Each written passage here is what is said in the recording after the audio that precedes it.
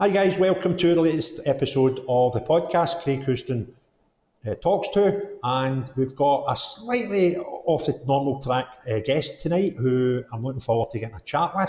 Des is an ex-referee and we've been chatting since before Christmas about coming on the show, and we'll probably do a wee series of them with Des and some of his colleagues and ex-colleagues going through the next few weeks and months, so look forward to that. So sit back, enjoy the show. Thanks for tuning in. If you like it, give us a subscription, hit your notifications and a thumbs up if you enjoy this one. So thanks very much. So, hi Des, how are you? Very good. Seems a long time I've been talking, but hey, good to get it started. So yeah, now just to give those that are watching a wee bit of background, we're obviously going to be talking about refereeing, so maybe some controversial subjects about refereeing in sort of recent weeks and months. Now, me as a fan sitting talking about it, folk will go, well, you're a Rangers fan, there's no hiding that. And if I was to start moaning about referees and Rangers, folk would probably turn off. But I think you're a wee bit more better suited to discuss refereeing. So to explain to your viewers that don't know who Des Roache is, could you give us a wee sort of summary of who you are, an introduction and why we're here tonight? It's probably a long story. I've always been a football fanatic as a young kid, just like anybody in the west of Scotland. Played football morning to night, came through the boys club system, trained with a couple of professional clubs when I was younger as well. Had the opportunity to sign with, I was training with Partick Thistle Motherwell, was offered the opportunity to sign there. I didn't take that option. When I was 15, I was starting to show talent in athletics, and my talent then took me on to become a full-time professional athlete. When I was 19, I was third in Europe and ninth in the world at 1500 metres. I was sponsored by Adidas for a good number of years, and that was my profession. But it wasn't my sport. My sport was always football, and I would get all this ribbon when I was away. We'd be away training in America and South Africa, and I'd be setting my alarm to get up and watch football at stupid hours rather than looking at that. Again, after that, got injured.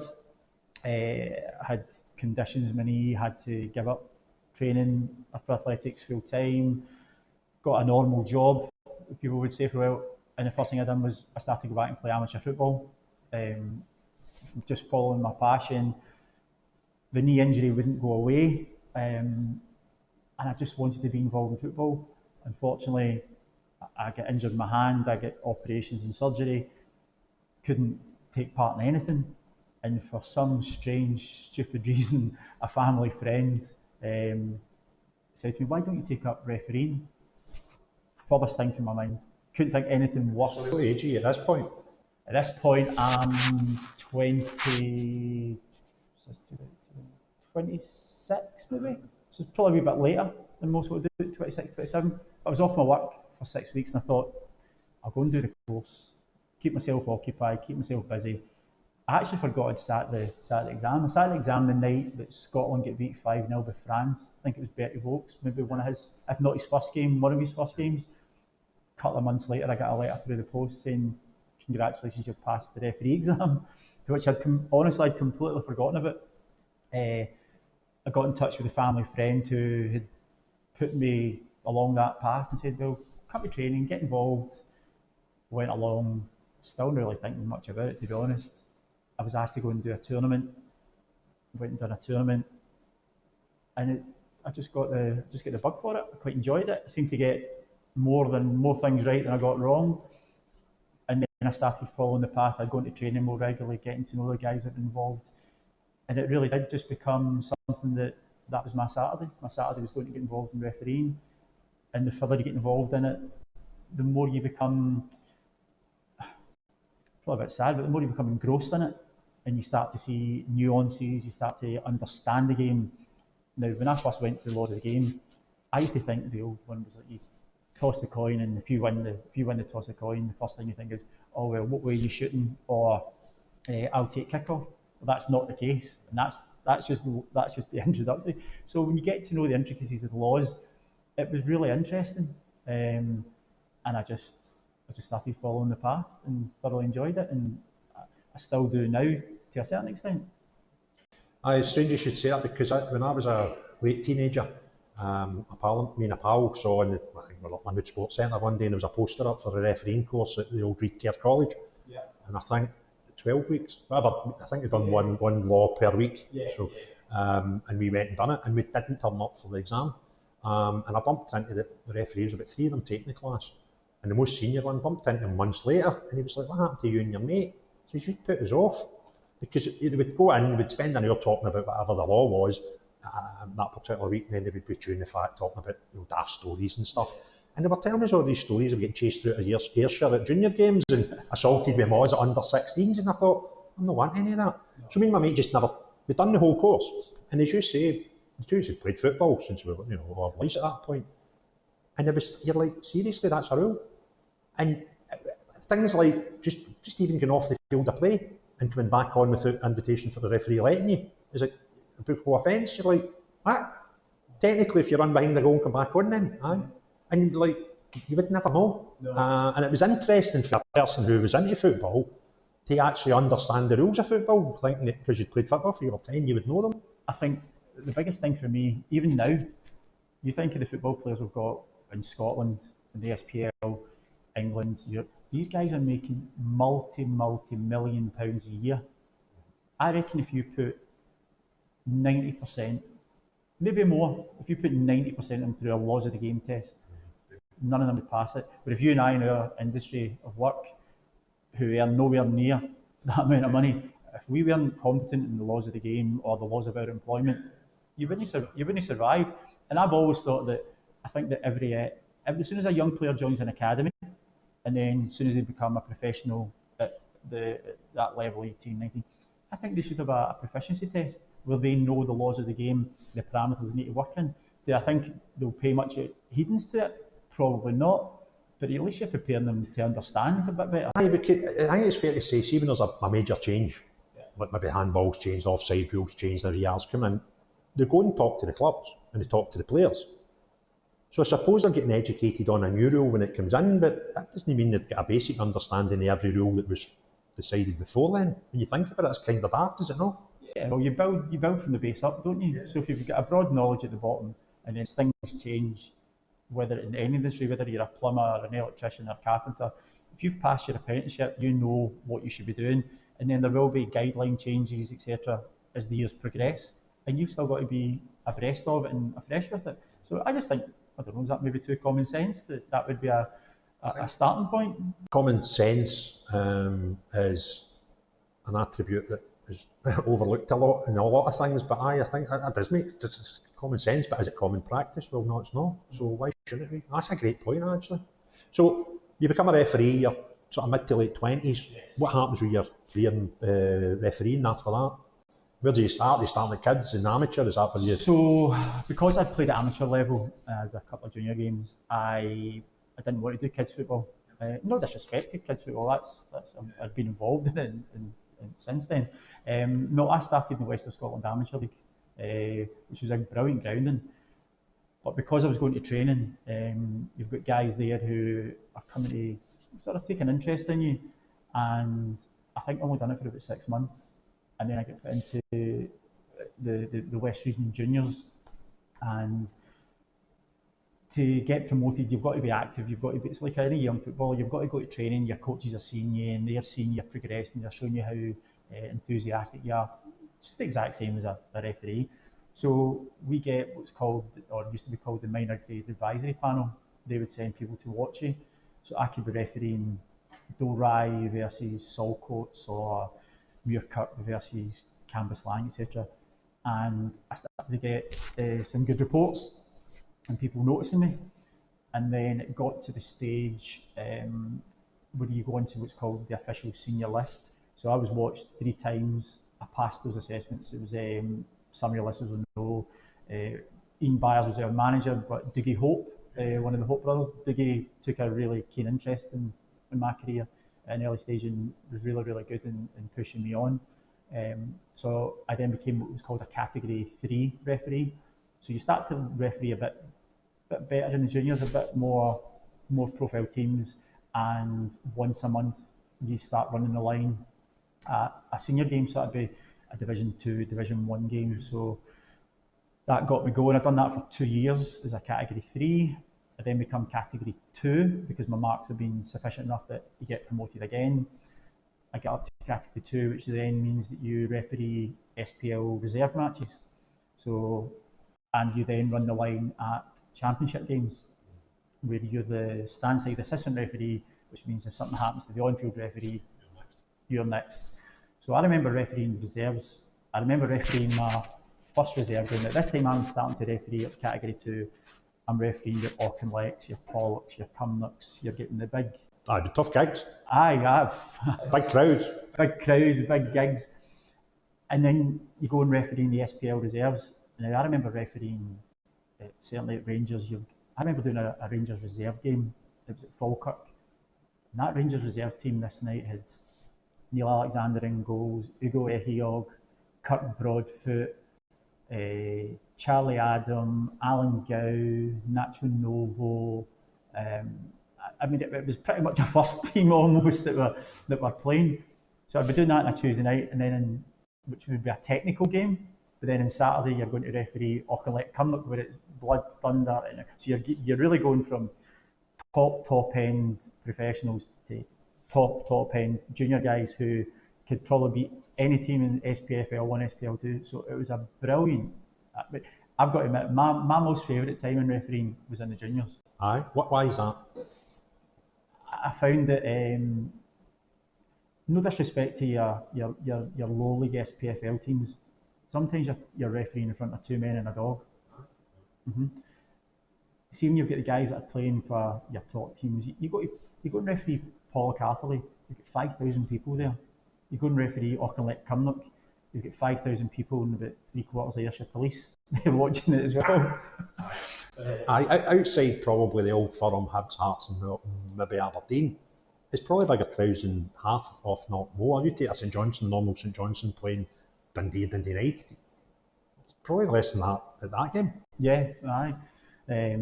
So it was absolutely brilliant. I loved it. I'd done that for 2 years, and then 2010 I refereed the Scottish Junior Cup final, which was Largs against Linlithgow Rose. That was at Kilmarnock, and that season I was very fortunate from the category 2 pool to go to category 1, which is the top level refereeing in Scotland. I was the only person who was promoted within the country to go to top 1 at that particular year, and I was the last referee promoted to category 1 by Hugh Dallas. Hugh took quite a good interest. He was always very supportive. I remember he watched me. It was Pollock Atherley. He watched me. Sorry, what age are you at this point now? At this point, I am 32. You've done that in sort of 5 years, going for, I'm sorry, I'll give this, I'll give it a go, and you're now in Cat 1. Cat 1. So Hugh came to watch me, and it's something that, given the job that I do now, and it's all about people relationships, and you know yourself coaching, how you relate to people and the relationship you build is how people react to you and with you, and how you manage situations. I remember doing Atherley Pollock, which is probably the biggest game in the sort of central area. Game finished 2 each. I had no idea Hugh was at the game. Game finished 2 each. 1 sent off. Few bookings. Nobody's coming in the after game. I'm getting shaking the hand and blah blah blah. Fine. I go and sit in my dressing room. I think, speak to my assistants. Thanks guys, well done. I'm thinking, good job done here. Quite happy with that. Next minute, Mr. Dallas walks in. Quick question, how do you think you done today? I think I've done all right. That's fine, just give me a wee phone in the car. So straight away you know what's happened here. So I've got in the car, heading home, phone Hugh. I thought he'd done okay. And this is the bit that always stuck in my mind. He goes, I think you're over familiar. I was like, what do you mean I'm over familiar? He's like, oh, you're calling players with a name. You're calling them Craig, you're calling them Steve, you're calling them Brian. I went, well, I know who they are. I referee them maybe every 3rd week, 4th week, either team. I'd rather call somebody with their name than say, number 3, pull your hands down, or number 14, don't dive in like that. you get more personal. If I turn around and say, Craig, don't be daft, stand on your feet, shut up, you'll react better. So I would much rather call a person with their name, because the first thing that person's going to say goes, he knows me. And I've got no issue with them calling me Des. I'd much rather call me, well, they've called me a few things less. But I think in refereeing, you need good eyesight and dull hearing a lot of the time. It would help. So I've got no issue with that. And I just always remember telling me, you're over familiar. And I'll never take it away from that game. It's the only time I think I've ever turned around and said, nah, you're wrong. I'm quite happy doing what I do. And then he watched me a couple of weeks later. It was East Kilbride against somebody, but yeah, a no-nonsense game. And I got a text saying, call me tomorrow. So I called up the next day, and there was lots of buzzing happening in the background. And I was like, oh, do you want me to phone you back? You get hammed in the lift or whatever? He's like, no, I'm in Barcelona. And it was like Barcelona and at Milan Champions League semi-final. And I was saying, you watched East Kilbride last night, and now you're at Barcelona the next night. He said, still 90 minutes with a game of football to be played. And I thought, wow, you just walk in a different circle of life than I do. But from there, yeah, I'd done the Junior Cup final. He just said to me, look, keep an eye open for your emails. I got an email the next day saying you've been appointed Junior Cup final. And I'd done that on I think it was 11th of June, 10th of June, 2010. And I had a pre-arranged knee operation the next day to win for a clean-up. And then I'd done my first Category 1 game 6 weeks later. So I done it pretty quickly. But say I loved my time in the juniors, and I think that far more prepared me for senior life rather than through reserve football at the time. Because I think reserve football was more about guys who weren't in the team trying to gain match fitness, and it was technical. Even you're a whistle in the mouth and you're in the middle of the park and you're taking a junior game with guys that are part-time doing, a couple of nights training a week and whatever, and then you're doing a game with Ekiol, Novo, all these people. What's this level of respect like? Is there a difference, or is it just players, and it doesn't matter what level they're at? No, there can. There was one player. I won't shame him. Some of them can feel a little bit superior to you. Yeah. There was one player, I won't name him, who was at a game I've previously mentioned, who turned around and didn't like a couple of decisions I gave, and he turned around and said to me, this shows you the level you're at. And I said, sorry? He said, you're refereeing a reserve game on a Tuesday night. To which I said, so that'll be the same reserve game that you're playing in, which I thought was a bit rich. But most of the players were great, absolutely great, because we all knew the purpose why we were there. It was to get better, to get fit, to get ready for the next match. Players were hoping to work their way back into the team. I was hoping to catch the eyes of SFA supervisors who were there. But in general, there's only one player, and that single player who will remain nameless. Right. Okay, narrows it down a wee bit, because you did mention half the team that played that night. I can only guess. So when you're doing that, you get this call, you get your Junior Cup final, you're then up to Grade 1 level. Was it Grade 1 they call it? Category 1. So when you go into Category 1, they're not throwing you into a Celtic Rangers game. What's the next step in the ladder? What do you start doing at that point? So Category 1, you're starting at the bottom of the rung again, but you're at the bottom of the rung of the top level. So at that level, you will be refereeing, which is currently League 2, League 1, but you'll also be fourth official in the SPFL, in the Premiership. So what they're doing is they're bedding you into senior football at the low level with experienced assistant referees who are there to talk you through the game. And while you're the leader on the pitch, you still will rely on your assistant when you're talking to them, because quite often the time when you start at the bottom level of the top level, we're putting you in with FIFA linesmen, guys who are working at the top level all the time. So they are feeding you experience, your learning experience, but then you're going to be fourth official at your Rangers, Celtic, Hearts, Dundee United. I think my first fourth official gig was Rangers Hearts. No mucking about? No, straight in. In fact, I think my first 3 fourth official gigs all involved Celtic, Hearts and Rangers. Now, see going from maybe doing whistle, first division game, you're in the middle of the park, to then being at Ibrox or Parkhead, where you're right close to the fans. Yeah. Do you get more stick as a fourth official? I mean, it's probably get more stick as verbals pointed in the direction of the referee, but he'll never hear half of it. No. But see, when you're that guy and you're that close, and you'll be getting stinking off coaches and guys on the bench, but the fans are 2 feet away from you.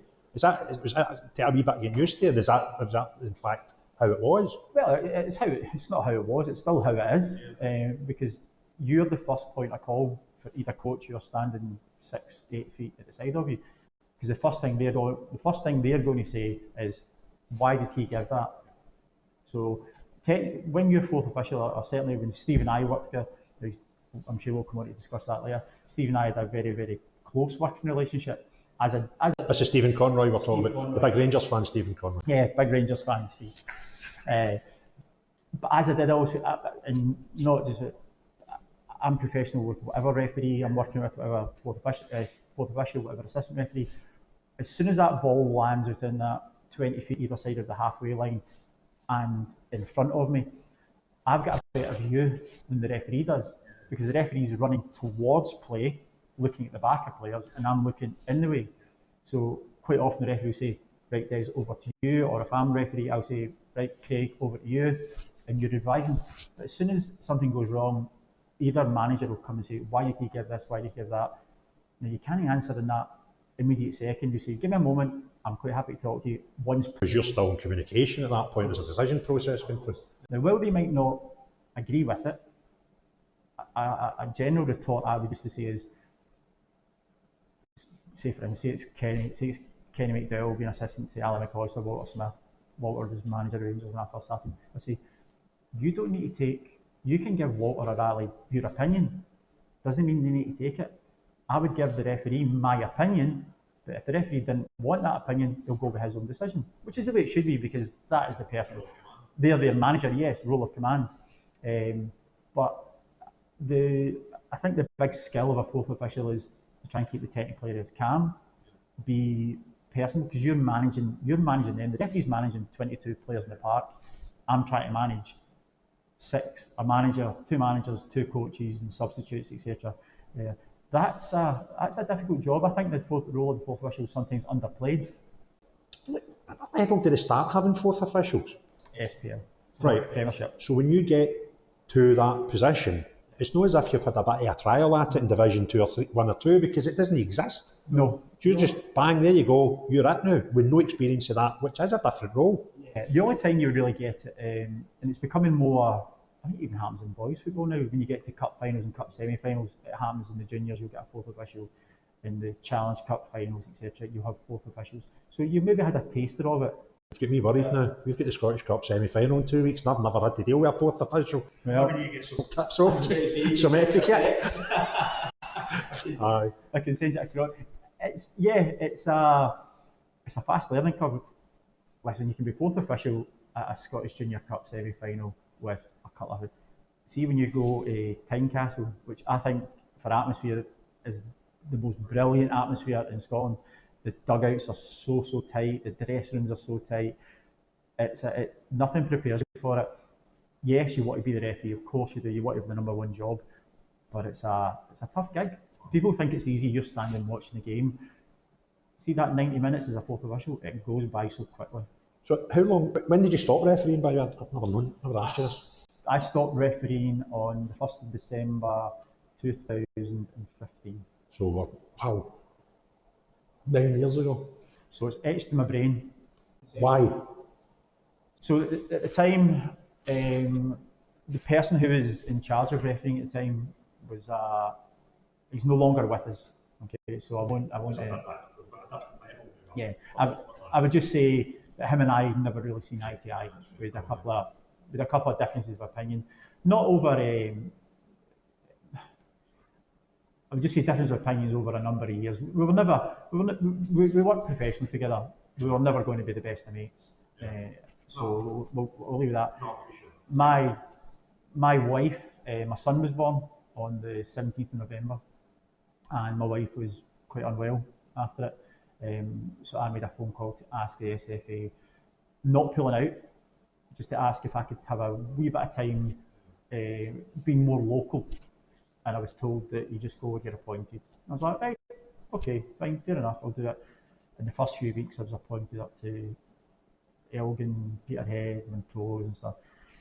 And I just felt there was sometimes that things weren't going the way that should have. I was told I was going to get Premier League games, my marks were always good, but it never came through. And rather than me taking time off football, which I could have done, I just said, look, well, I'm not available. I still made myself available, but I just felt that some people were treated more equal than others. More equal than others. I think, it's a harsh reality of life that in any workplace environment, there's people that you've got on better with. Of course. And as long as that doesn't matter to the management of that organisation, then does it matter? But the minute it does, and people maybe start feeling that their relationship with somebody above them is, causing different set of reactions to that what you went and asked your line manager for is a perfectly reasonable request. My wife's no well, just had a child, any chance I can work closer to home? Now, if the answer could be one of three things, it could be, yeah, we'll look after it, how long do you want? Or it could be, we'll try our best.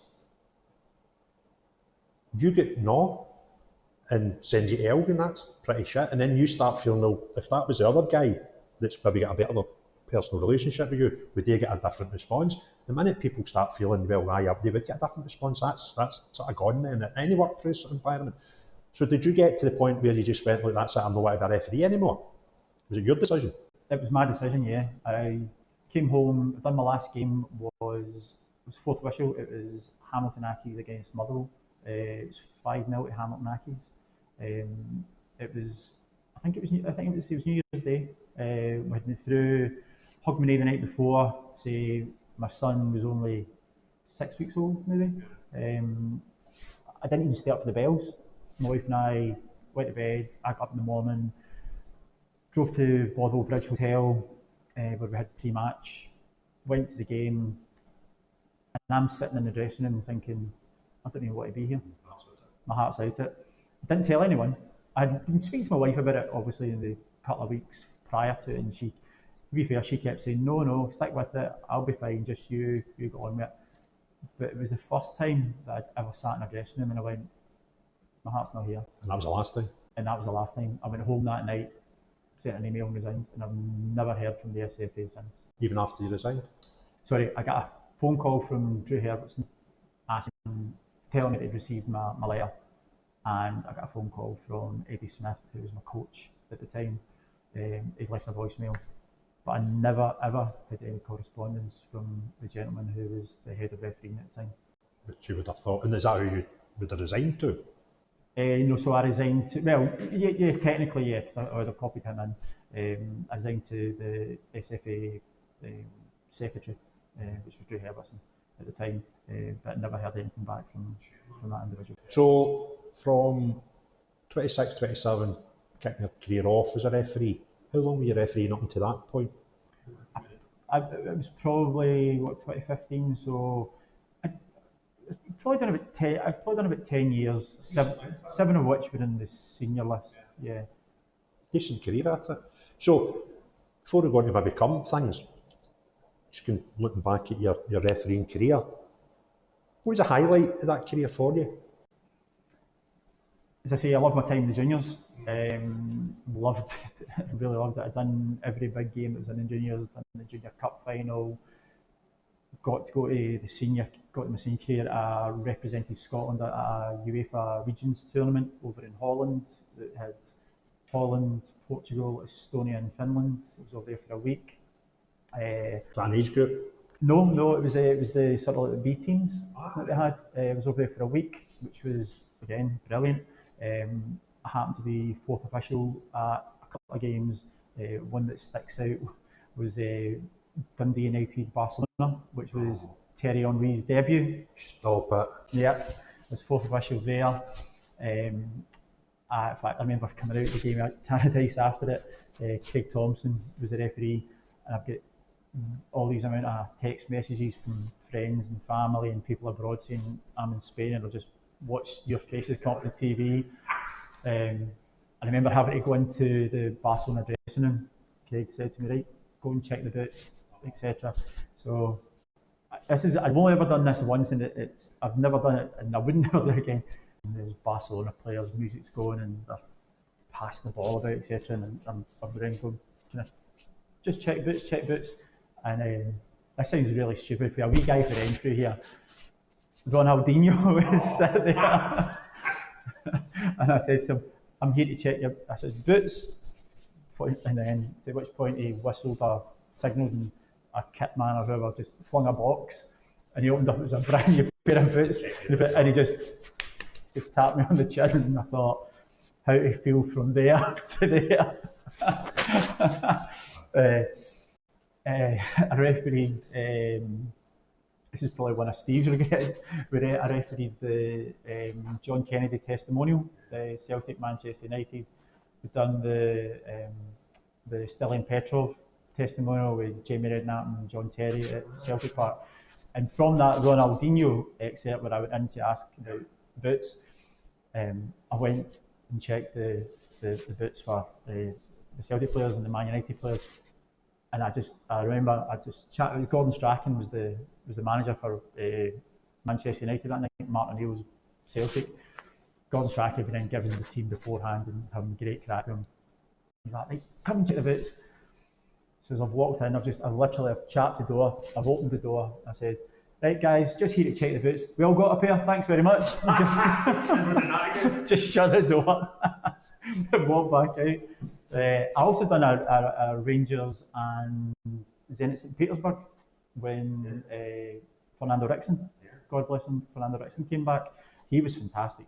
Ian Brines was the referee that night, and that was another great one.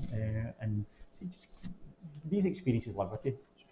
I mean, you've just round off like a whole stream of stars and legends there. That being a football fan first and foremost, you'd be like, I've done Ronaldinho, right? I know. I've just been stupid. That's time to see new boots, right? I've got a number for Thierry Henry. Aye, right. So there's these pinch yourself moments, but during the game, I mean, especially when you're probably doing some fourth official things as well. So it could be managers and coaches.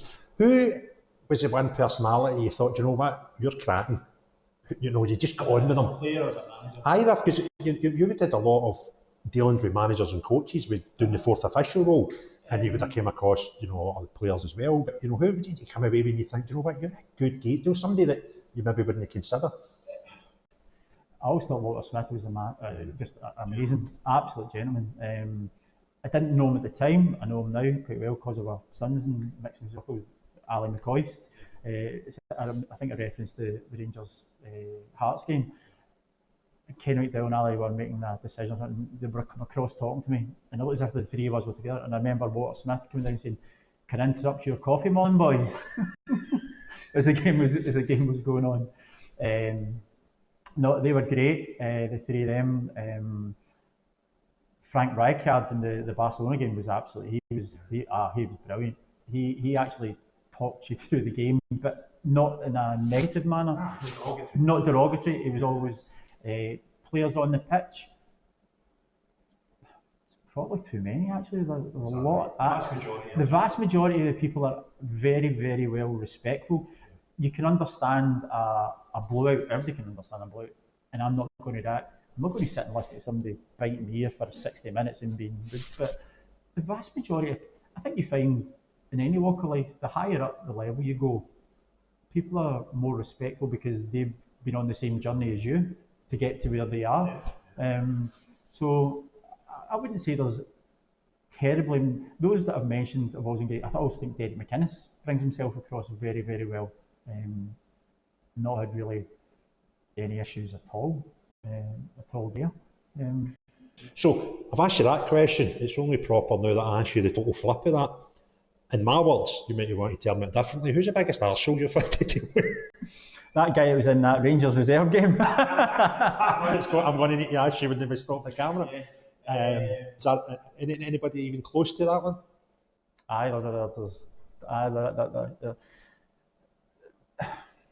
There's a few that. There's one manager who's no longer working in Scottish football who can be quite a he was here recently for a short spell of time. It was quite hard work, and his father. Scottish? Yes. And you're too polite not to get torn into mention them. But why? What happened there? Is it just a general? It's just a general, very much disregard for your role and what you are meant to do there, and the way that sometimes they carry themselves, which I think is pretty much of a facade a lot of the time. Is this a manager? Yes. Aye, I think there's a lot of that in the game, and I think I sometimes consider, and I talk to a lot of footballers with this, and the sort of factor between the most successful and the ones that nearly were successful seems to be work and effort. Yeah. But it amazes me with managers and coaches that sometimes it's just luck. And you see people and you think, how did you end up in that gig? And how come you've been sacked out of that one and that one and that one? And then 6 months later they pop up and you get another job. And you think, surely there's better people involved in football than you that are looking for a job. And I think a lot of the managerial appointments are just people being in the right place at the right time rather than any skills that I can see. Is that fair? I think it is, yeah. They all say it's jobs for the boys, isn't it? You see the same people going round the houses and having 10, 12 clubs, etc. When you're talking there about guys who you always thought were really, really good guys, it's probably remiss of me to say, I always thought, and I got on to, I'm really surprised the two of these guys are still not really involved in football anymore. Stevie Aitken, we Ginge at Stranraer and Dumbarton. What he done there was incredible. We need to edit this bit out because I don't want Ginge getting a big heat. Neither do I. I've known Stevie for a while. Another one is Danny Lennon. Yeah. Danny Lennon, you think of the work that he done for a number of years with he's only the second manager ever to win a trophy for St Mirren. And again, it was always nothing other than polite and so easy to get on with. Yeah, well, listen, I got to know Stevie. They would train at Benburb on a Tuesday, and we would be on before them at the time with the kids. Yeah. And him and me, Durante, were the management team at Dumbarton at the time. Yes. And I got to know him very well through then. And even he walked past me in the street today, he's having his brother, Tiff, who won the last man standing. He done. I can't believe it. We did our last man standing. There's about 200 years in it, right? He's been gone for a few years, and he's the only person who won it twice. It's just Tiff would fall in the Clyde and quit with a salmon. So that was just last week. So I had to keep calling my tenor. Robbie's dad runs it, yeah. So I had to give him my tenor to get back in for the next round. So anyway, so I got to know them then. It's obviously starting to look at the results and whatever. And I know through talking to him that he had a very good job at Rolls Royce. Yeah. He was working part-time for Dumbarton, but he wanted to be a full-time manager. That was his goal. But to walk away into an industry that will sack you in 5 minutes, or after 12 games, if you go to Sunderland, and walk away entirely from a job career that he's had for a long time with Rolls Royce, was always going to take a big gig. Now, I know for a fact, without dropping names and drinking confidences with talking to Stevie, that there were teams who were offering him and looking at him, about going, but he was like, I can't take the job because I don't know if I'll be there for 5 minutes. Yeah. And it was a big thing, because he's got his personal ambition, but reality of family life, paying mortgages and cars and all that carry on. And then at that time, if you remember, Dumbarton were getting into like Challenge Cup finals and stuff like that. And then you fast forward the clock 6 to 9 months, something happens out with your control, the wheels fall off it, and your name's not even anywhere close anymore. And that's football, just that quick. You go from being here to Dumbarton don't want you anymore. And it's I think that's why people, Stevie's a great, I've stood behind him, watched him coach and watched him training, which I prefer. I like watching, people on the training field. It gives me a bigger insight into them. And I picked up things for Stevie just for observing. I've been at football matches where I'm in the dugout and I've watched how he behaves in here. And you're hard pushed to find a decent guy. But I think you'd be hard pushed to find anyone. I'm definitely going to need to edit this right now. I think you'd be hard pushed to find any more professional than Stevie. I've known him for a number of years. We used to train in the same gym.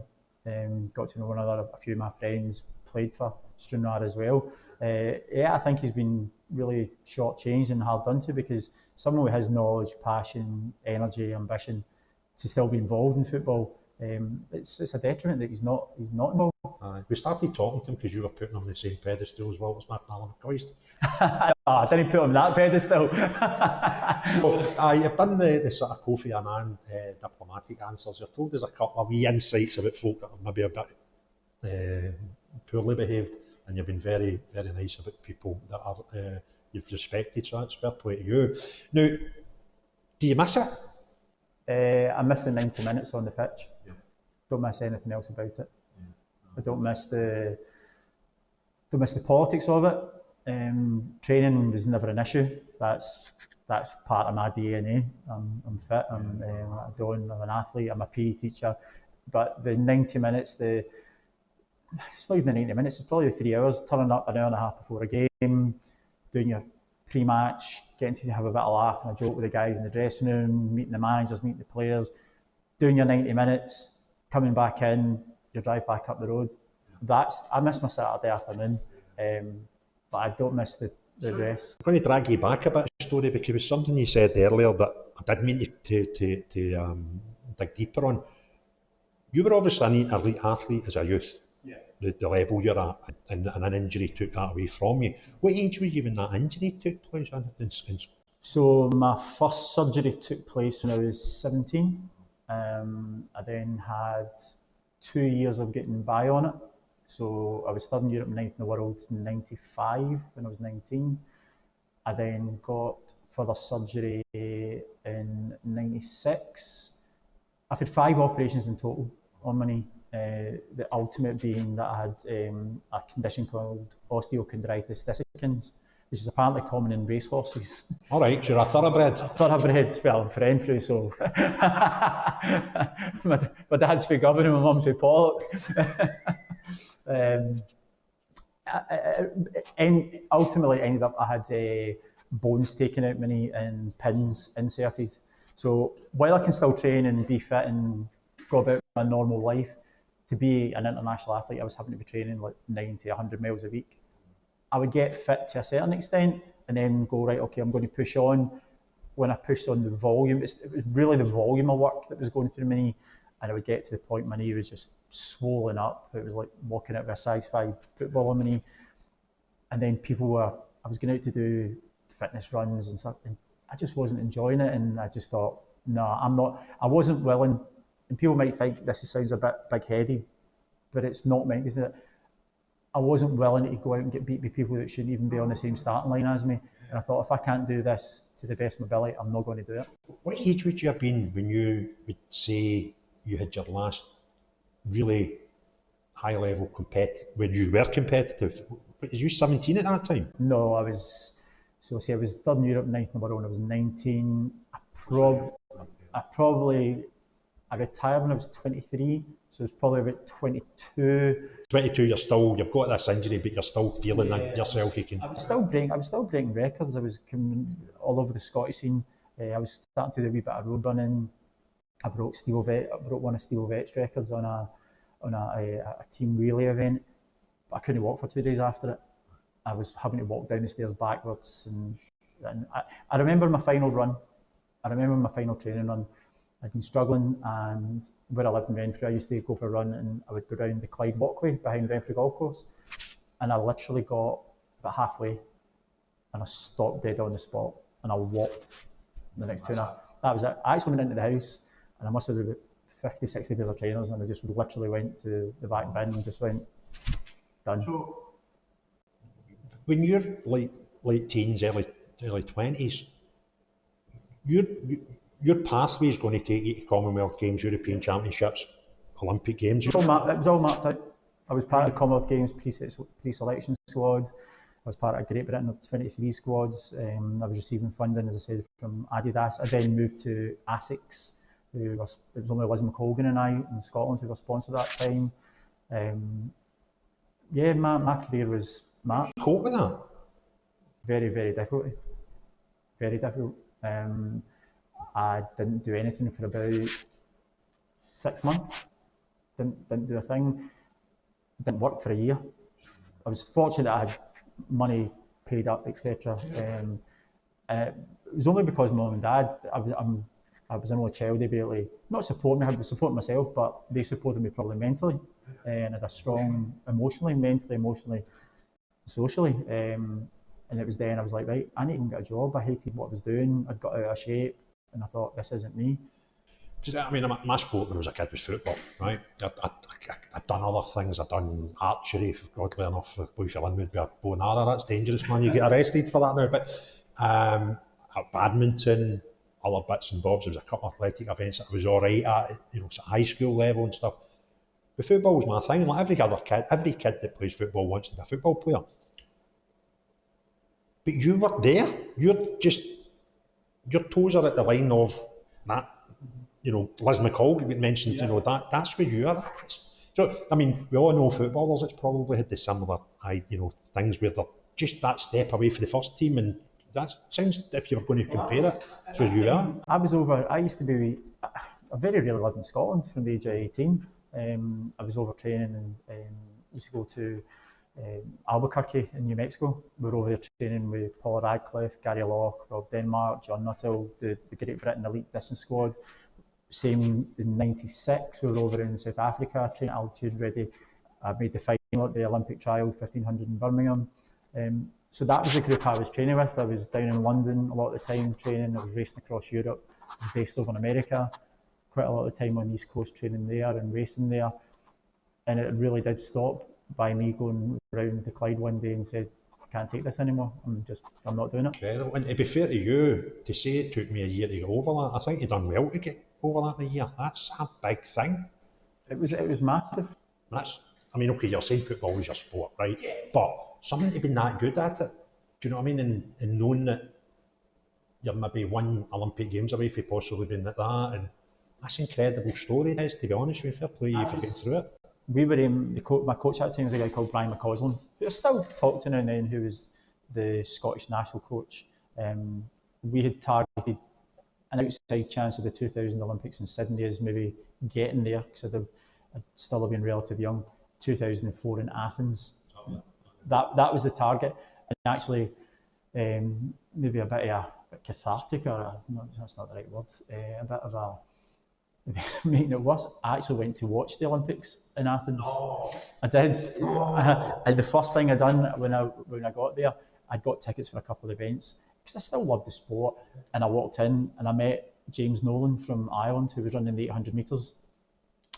He'd just been knocked out, and as I'm walking in, of all the places in all the world, I met a guy I've known since I was 15 years old.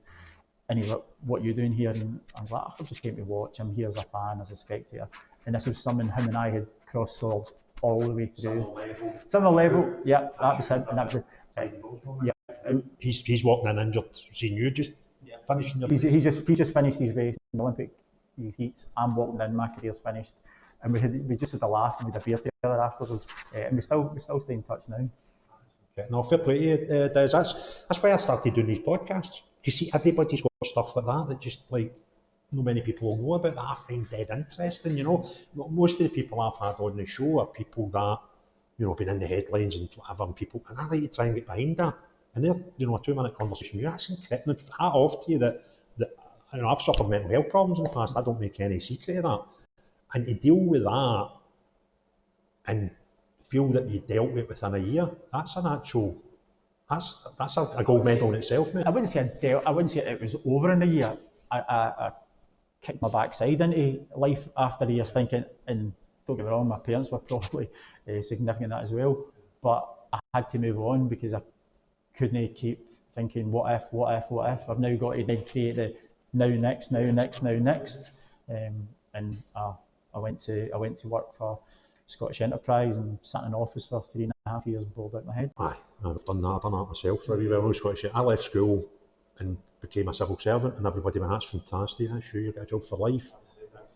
Within 12 months, I was running out the door. My sister, she's an accountant, she can sit at a desk all day, and that, hat off to people who can do that. It just wasn't me. Now, imagine doing that nowadays, somebody saying a civil servant, get a job for life, the pension and everything, and I went, ran. Right, so now, sort of back up to current day, I would imagine you can watch athletics and you can watch football and enjoy them as a spectator, but you're looking at those two sports with a totally different head on than I would, because you've been at that elite level in both sports. So, this lines us up nicely to talk to you about refereeing just now. I'm a fan. VAR came in. We were all promised it was going to be this thing that made mistakes not happen anymore. And what we've got isn't that. We've got something that I think it might just be because short-term memory, but I think we've got more controversial incidents now after games than we had 5 years ago. So, am I right? Has this thing failed? What's your opinion as a professional that will know far more about it looking at these things than me? What's your opinion of the VAR just now? So I'll state my position right from the start. When this was launched in October, so 18 months ago, Steve and I were very, very strong of the opinion that VAR was rushed in this country, and it should never have been involved after a season had started. It should. It came in about a quarter. It came in after 12 games, I think it was. So it straight away says that how teams who played in week 1, the decision went for them against them, is entirely different from a decision that's going to be made in February, March, and those points for or against could have massive bearings on the outcome of a cup decision, of a league position. And also, when VR came in as well, when it went to certain cup competitions, if it was a low league team against an SPL championship, Premiership team, they could opt in and out whether they were going to use it. So the technology wasn't across the board. It's not universal. I know it's not in England, but it's better done. I think it was rushed in up here. I think that we were told it was going to be this new improvement to football. Quite frankly, for me, as a football fan, I think it's caused more irritation amongst fans. I think it's caused more irritation among a lot of the referees. And I think a lot of the referees have been undersold with the preparation that they were given to fulfil the role. I just don't see it as being a success whatsoever. And I think it's very, very noticeable, almost embarrassing, that you've seen some of the comments coming out of the SFA about how it's adding value and it's getting there. Wait a wee minute. You said at the start of the season only 3 decisions were highlighted that were wrong in the first cohort of matches, and in the recent cohort of matches there's 13 decisions wrong. And then we look at last weekend where you get the SFA apologising for the handball in the Hibs Aberdeen game with Nicky Devlin. Guys, you're not getting it right. So this could be down to 2 things, right? It could be down to the actual thing, the technology, the process VAR, or it could be down to the competence, ability of those putting it through. Now, I don't know the answer to this, which I'm glad I can put it to you, right? I've went for a guy that would watch 5 games of football back to back on Sky all over the world. Yeah. To a guy that then got involved in youth football, to a guy that then had his own club go down to the 4th tier, and I would go and watch us play Brecon, with all due respect to Brecon, and come home and have to watch Man City and Arsenal, and I scunnered myself. And I now don't watch that much football. I watch Rangers, I watch kids football, and I watch the odd big game maybe once a month. So I'm not best placed to answer this question, and it's why I'm keen to ask you it. Is the competence level of what we're getting out of VAR in Scotland similar, worse or better than everybody else that's got it? Okay, so before I answer that, I'll ask you a question. Yeah. When you look at Sky Sports News or any of your broadcast media or your social media, how often do you see bad errors involving VAR or controversial errors involving VAR in other European countries compared to what you see in Scotland? Again, I'm not trying to deflect here and put the question back to you, right? But what I see is my bubble on social media is Scottish people. So, do you know what I mean? I'm not, I think, I could say, oh, it's Scotland, but that's obviously going to be the answer, because most of the content I'm seeing about Scottish football, I follow things Scottish football on Twitter and all that stuff. So I'm probably not going to get it. But I do, to be fair, anybody that I see talking who has got a keen interest in Scottish and English football, to answer your questions, I don't see that much controversy on the English game. Is that fair? I think I would say it's fair. I think there's far more controversial decisions happen up here, either through the use of VAR or the non-use of VAR. For instance, it always goes back to me to education. If you're going to be a doctor, a lawyer, a professor who works at the top end of your profession, how long does it take you to get trained? Now, it takes you, years. Or certainly a lengthy period of time before you use that technology.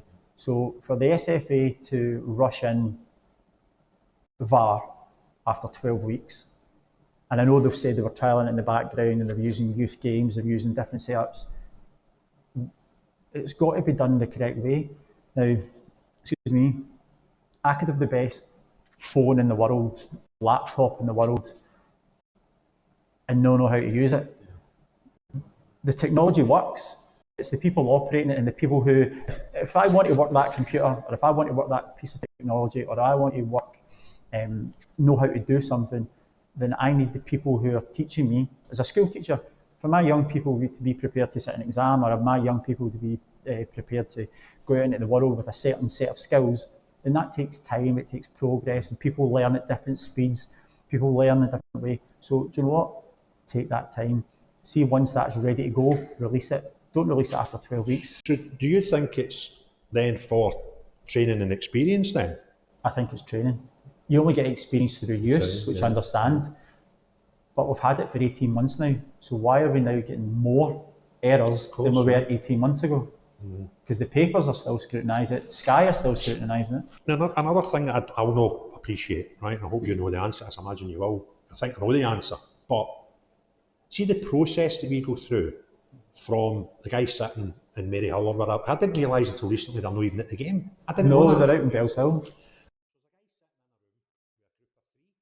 It'll be the video assistant referee, the video assistant referee.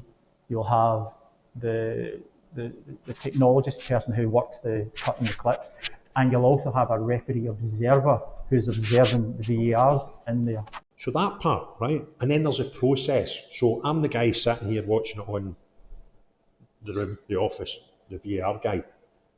How we actually communicate, the protocols that are in place, are these all the same in uniform across Scotland, England, the rest of Europe, or is that different? No, well, as far as we're aware, they certainly should be. The referee should be, a decision will happen on the field, the referee will make his decision, and then the VAR will say, Craig, I would like you to have a wee look at this, or the referee can maybe say, I'm not sure, was the ball passed? So there should be a two-way communication, and this is why we've seen in recent times Webb, certainly in England, bringing involved British Airways air traffic control to see how they deal with each other, talking to each other to make decisions in high pressure moments. So we should be getting the clarity of who asks who, what's the review, there's a review underway. Because the SFA will tell you that a lot of our decisions are made without us knowing about it. So there could be an innocuous foul or a ball at play for a corner where the SFA say, check complete, no decision. He's not having to stop the guy taking the corner and everybody, right. Another thing, you've already spoke about when you were refereeing where situations where the referee might be running behind play, you're the fourth official watching the play, and he'll go, Stevie, what happened there? Is it a foul or is it a throw-in, right? Do referees have that ability on the field of play to ask VAR, or is VAR's input only when VAR sees something wrong? No, it should be a two-way communication. The referee should, if the referee is feeling that he maybe hasn't had the best sight of it, could you review that for me, please? Yeah. I'm sure that should be the case. I'm have to be corrected if I'm wrong, but in my opinion, it should be that it's an open channel of communication. If he can ask, I always get in trouble for using it, but the linesman, right, assistant referee, they're perfectly entitled to ask them for input before they make a decision. You've now brought up something I had never considered before. They'll ask the fourth official if the fourth official's got better eyes on something. So surely common sense and logic would suggest that if there's a guy sitting with a TV monitor in front of him that can say quite reasonably quickly before a corner's taken, right, aye, you got it right. You say, well, I'm just about to hear a foul there, was it? Or was the ball out of play before it? Things like that could have consequences. I think that does go on.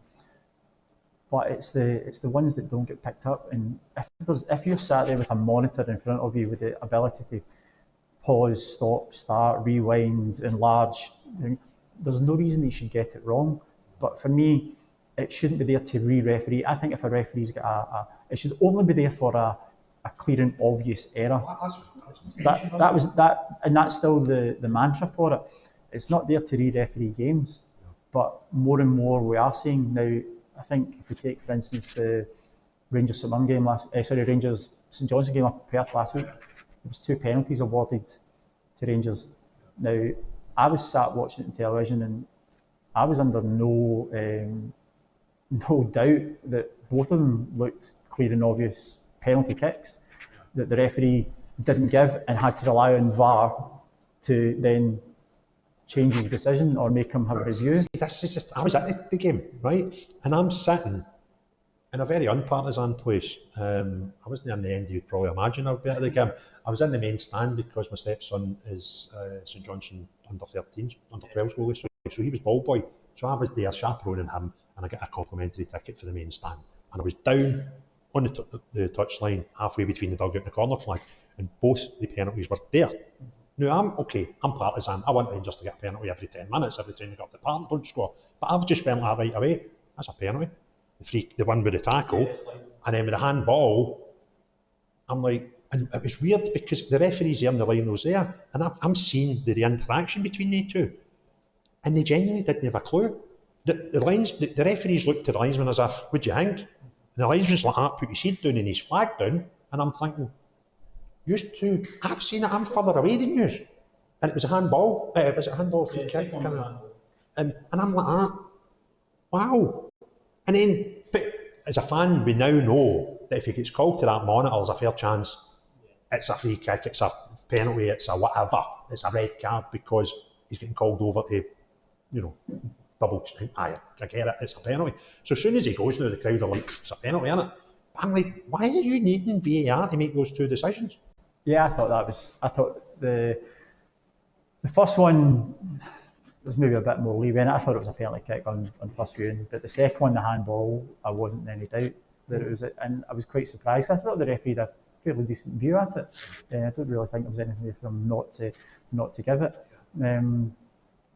And VAR correctly got involved because the referee didn't give the decision, so that was the correct use of VAR. But yeah, personally, I don't think it should have had to go there. But what worries me about that game, and I mentioned this when I was coming out of the game and bumped into some old pals that I hadn't seen for a while. The football match was great. If we don't have VAR there, that's 1-0. Now, no Rangers have still won the game, but at 1-0 with 10 minutes to go against a St Johnstone who suddenly think, that game could have been a draw. So if that game was played 2 years ago, do we get none of the actual, like, Stonewall, their easy penalties? If that game was played 2 years ago without VAR, then the referee's sticking with his own decision. Unless you've got a strong fourth official, who, bearing in mind, is 50 yards away, which makes it less credible. So yeah, 2 years ago, that game could potentially have ended, or it certainly would have been 1-0 at that moment in time, because we don't know what would have happened thereafter. But yeah, without VAR, that wouldn't have had a... Or could it have been the case that the referees genuinely went, look, I'm not too sure about that, can you double check it? Could that have happened? Possibly. Possibly. Because I think the referees should be allowed that. I don't think they've got to make a mistake. If I was a referee, I'd like to go like that now and again. Do you know what? I'm not 100% sure on that. I'd like to look in my monitor. Could you run by that, guys? What do you think? Oh, we think it might be a handball. Right, go and stick it in the... I'll go and have a look.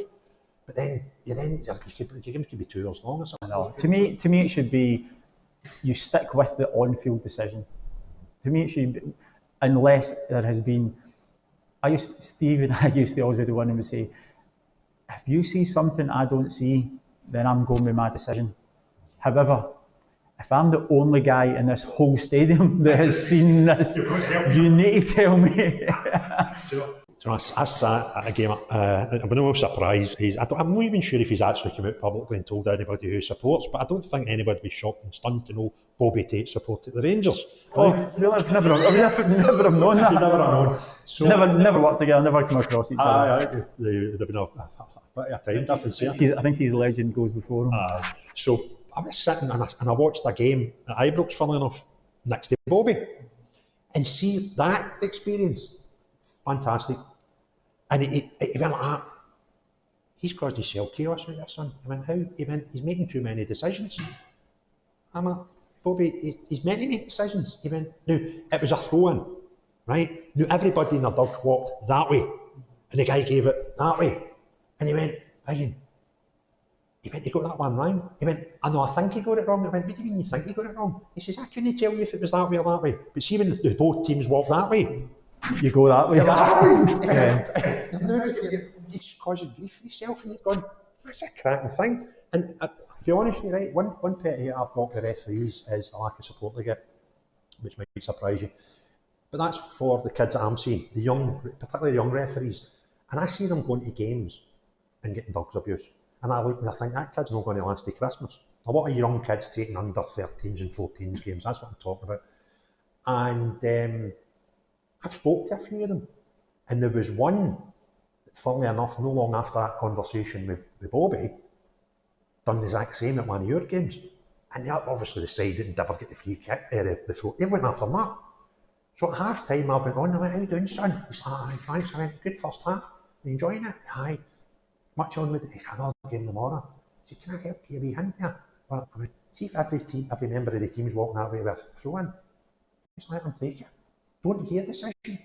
What? I said, I'm only, and I said, well, I was going to tell me who it was because it meant nothing to him. I said, but I was talking to a game, and this situation happened. Try it. He said, I don't know. So after the game, just for the game, we must have won, I wasn't moaning. And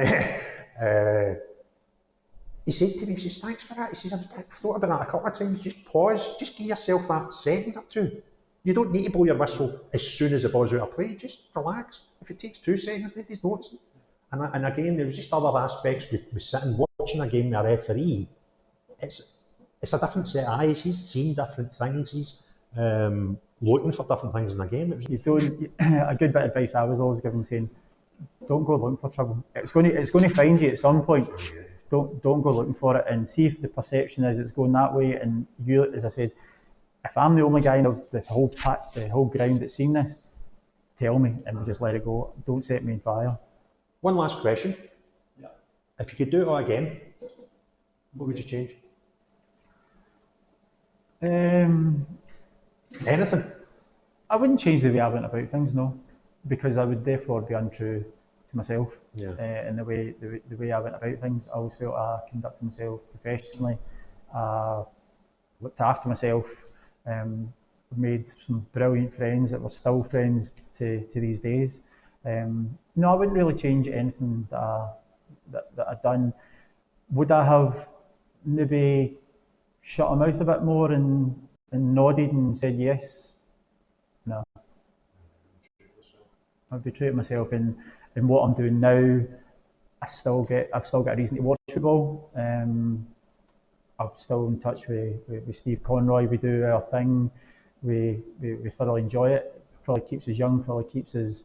Maybe some of the referees don't like it, but it's part of it. And I'm involved, obviously, going to watch my son. And I, like you, some young referees, will speak to me after the game and ask me for advice. I'm more than happy to help anybody. But the thing I would always say is, if you're going to be a referee, you need to be a football fan. If you're a football fan, you'll understand the game. If you understand the game, you've got a better chance of getting things right. And if you've got a better chance of getting things right, you've got a better chance of moving up the ranks. Well, I've enjoyed the conversation, Des. I got to know you, was it maybe November? Certainly well before Christmas. Well before Christmas, started chatting about doing something with the podcast. So we've had a few conversations and I thought I knew about you, and then you sat down and, like say the athletics thing, just phenomenal. What you achieved at that, to get to that level, and then the knock, how you dealt with that. It's been eye-opening, and hopefully we can maybe get another one. We'll go more in depth for the refereeing, because there's a million questions still there. So, have you enjoyed it? I've enjoyed it, yeah, thoroughly enjoyed it. I knew we would. The conversations we've had between us, it's always been we knew that we would have a few things to talk about. I say to all my guests, one of the biggest gifts you can give anybody is your time, and I really, really appreciate the time you've given me up to before today, but particularly this bit of time this afternoon. It's been thoroughly enjoyable, and hopefully we can get you back on again soon. Anytime at all, Craig. Anytime at all. Thanks very much. Thanks very much. Brilliant.